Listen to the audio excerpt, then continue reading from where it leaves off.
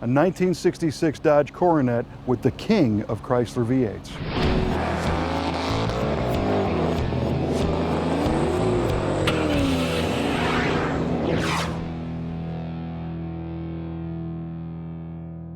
1966 was a big year for Dodge. This is the year that they unleashed the 426 Street Hemi engine in the Dodge and Plymouth B-body platforms, resulting in a lot of cars that surprised a lot of people on the street.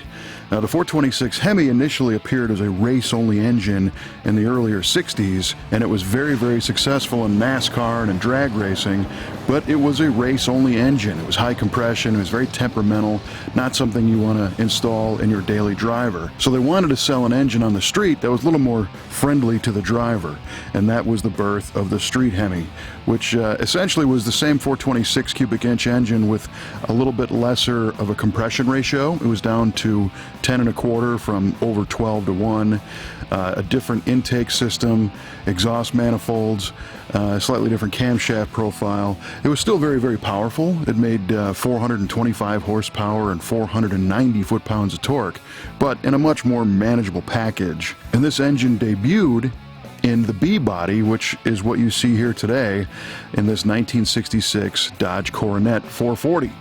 Now, it's a little confusing. It says it's a Coronet 440. Well, the 440 didn't mean engine size. It meant the body style. And in fact, you could get the Coronet in a 440 or a Coronet 500. Now, the word coronet isn't a very common word in U.S. spoken English. And this car is not named after the instrument that looks like a trumpet. It's named after a coronet, which was a European-style headpiece worn by dignitaries and nobles, but not necessarily kings or queens, because they wore crowns. But at any rate, if you had a Hemi-powered Coronet, you could rule the drag strip. One of the things I've always liked about these boxy mid-60s Mopars is that they installed the Hemi engine into a car that didn't necessarily look very racy. If you saw this big square box coming at you, you might not think that this has a street Hemi under the hood backed by a 4-speed and an all-business type driveline. You might think it's just a two-door sedan coming at you, but the reality was these things surprised a lot of people. They say they're only original once, and this car is an unrestored 47,000-mile Hemi car. The condition is unbelievable, and it's been polished and tuned up a little bit here and there, but really this is how it was, and it's a favorite in the brothers collection. So you are looking at the dark green paint job that this thing came with from the factory. All of the upholstery is original. All of the trim, everything on this car is exactly how it was when it came from the factory. So a lot of times you'd think if somebody bought a 426 4-speed Coronet, the whole purpose was to go out and beat it up and street race it and drag race it and drive it real hard, and that's why a lot of those cars don't exist anymore. But this one led a pretty pampered life, and as you can tell, it's in fantastic shape, and it's a beautiful car. They made about 250,000 1966 Dodge Coronets, but it's believed that about 200 had the 426 Hemi and the 4-speed transmission. And why does that matter? Because these go fast.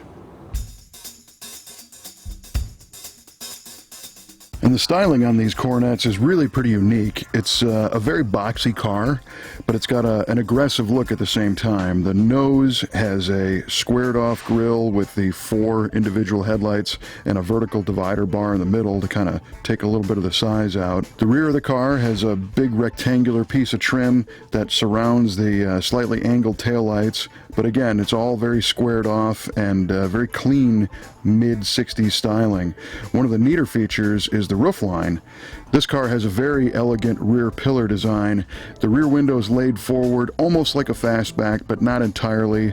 But the profile of the side windows has a very light looking design, almost like a convertible, but not quite.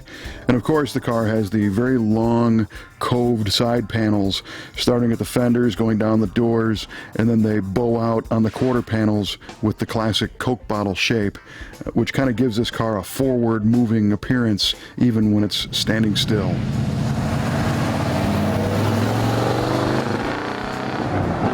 Another Another thing that's cool about these big Coronets is that they were useful cars.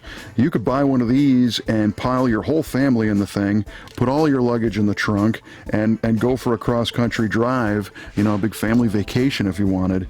You didn't have to sacrifice size and practicality just because you had a car that ran low 13s in the quarter mile.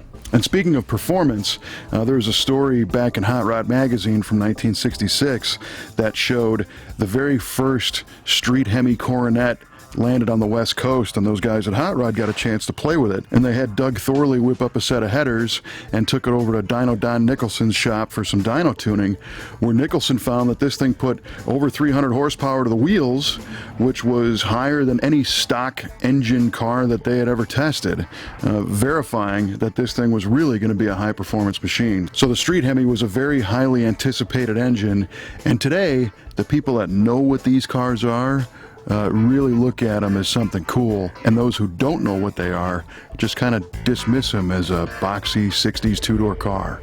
But we know the secret.